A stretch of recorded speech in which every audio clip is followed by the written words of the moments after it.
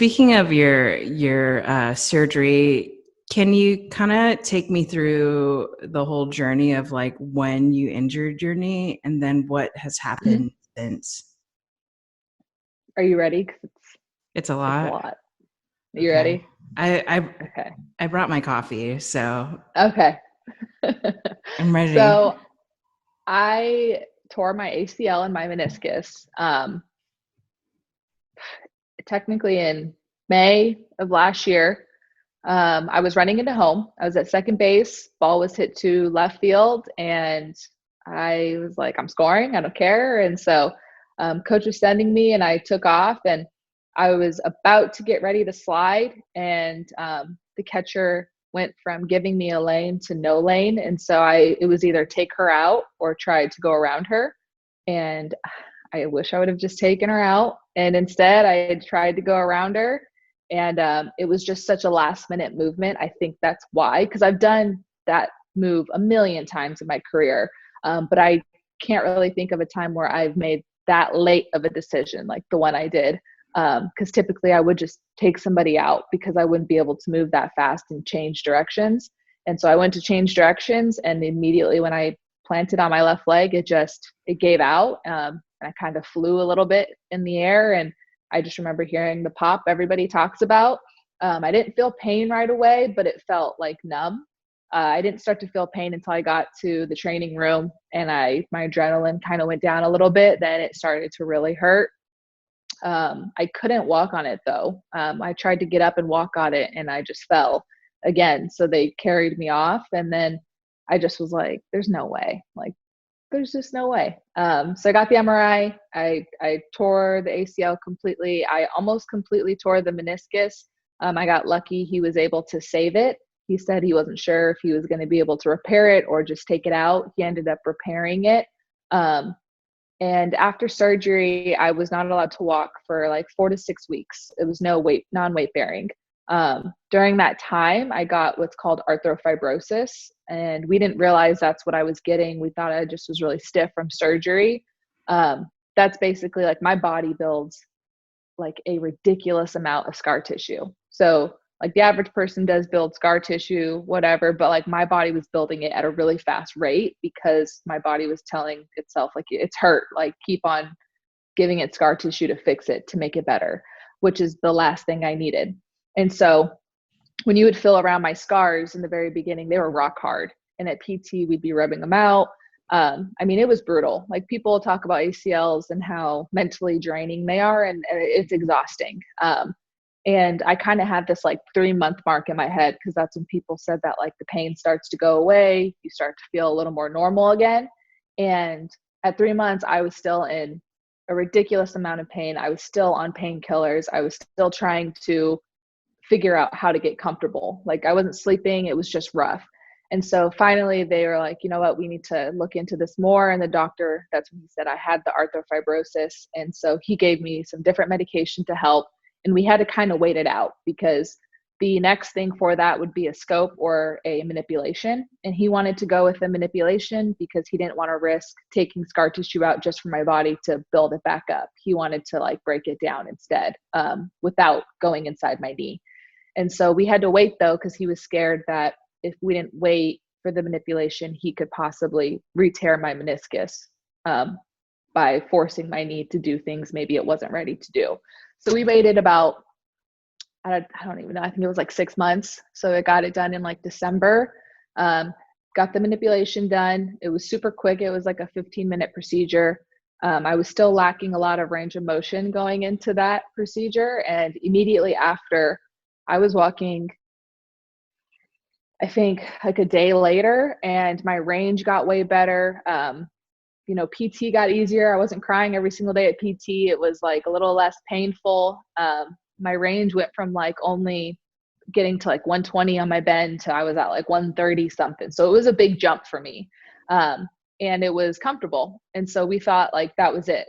Manipulation. Now let's like start getting after it. So once I healed up from the manip, they were like, okay, let's get a trainer. Let's get you starting to work out, build muscle, because my left leg has like literally zero muscle. And my quad was basically dead. the whole time because I couldn't activate it, because I couldn't get to that full extension you need in your leg to make the VMO activate.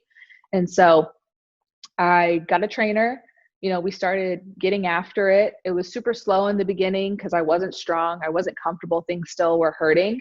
And then things started to hurt a little bit less. And so I had a hard time figuring out what's pain and then what is just uncomfortable. Because uncomfortable, that's going to happen. I have to push through that. The pain, though, like I had a hard time figuring out what's actually hurting me and what's not. So for a while, anything that was painful, now I realize looking back, it was pain. It wasn't discomfort that I was feeling.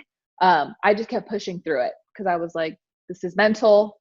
This is the mental side. Don't let it beat you. And so I just kept training. I kept doing it.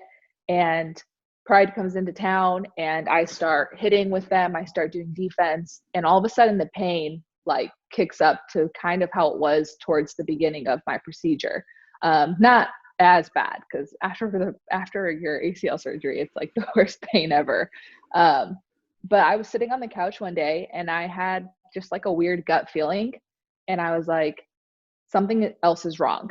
I don't know what it is, but something is wrong. And if something's not wrong, then I just like need to know that nothing's wrong, because then I know that it's just all in my head. So I was sitting on the couch and I was in pain on the couch, just sitting there watching TV. My knee was like throbbing. So my surgeon and I, we have a good relationship. So I just kind of texted him and I just said, hey, it's probably like 11 o'clock at night. So I knew he wasn't going to respond. And I was like, something is wrong with my knee. I need an MRI. I need you to just like trust me on this. Like, please schedule me this MRI. Like I need to get this done. And so he was like, okay, I trust you. Like, let's get the MRI done and then we'll go over it. And so I got the MRI done and then it came back and we went over the results and it showed that I did have a cyclops lesion in my knee, which is like in my kneecap. So basically what he said was scar tissue, a bunch of scar tissue built up in my kneecap. And it kind of looks like it looks like garlic. Like it's huge. And it was inside my knee. And so he was like, the only way to fix it is you have to go in and take it out. He's like, you cannot do PT. You cannot keep working out. Like, it's not going to get better. It's just going to get worse over time. He said, the pain you're feeling now is going to gradually get worse because it's going to get bigger. It might move to a different spot and hurt even more. Like, he's like, you're going to need it out eventually. And so I'm like, if you can take it out tomorrow, like we can do this tomorrow. And so we ended up scheduling the scope procedure to remove that. And while he was in there, he also took out a bunch of scar tissue that built up in my quad, because that's where I took for my ACL for my quad. So while he was in there, he checked everything and he was like, just so you know, your quad's going to be pretty sore. There was a lot of scar tissue built up in there as well. So I just took it out just so that way we could start fresh and you could hit the ground running type thing. But he said my ACL, my meniscus look great. He said they look strong. They're completely healed, but that the cyclops lesion is what's been preventing me from getting back and like going 100%. Cause like I couldn't even run. Like I was running, but it didn't look athletic. Like you would look at me and be like, have you ever played a sport in your life? Like just the way that it looked, like I knew how it was supposed to look, but like my brain and my knee, they weren't matching up. They weren't connecting. So, I've just been resting since that procedure. That procedure happened about 2 weeks ago. It was my third procedure. And, I was walking immediately after. It was more of a limp, but then after that, it's gotten a lot better. Now my leg gets completely straight, which was the most important thing. If your leg doesn't get completely straight, you like can't go back to running. You can't go back to athletic movements, because your knee has to be able to get extended. So I'm just excited for when I can start training hard again, because if anything, the only thing that feels weird now is that I just don't have any muscle. So I'm very weak on the left side. And so obviously I gravitate to my right side to help me. So as soon as I can start getting the muscle back in that leg, it's going to get a lot better. But I'm really hopeful that this is the last thing that I need. And hopefully, I think according to my PT, he said maybe give it about, I would say 2 to 3 more weeks. And then I can start working out again without worrying about making my knee blow up. Cause that's the big thing. We have to keep the swelling under control. Because if it swells, I can't move it the way it's supposed to move. So I have to like be very cautious of what I'm doing that could possibly irritate it. Yeah.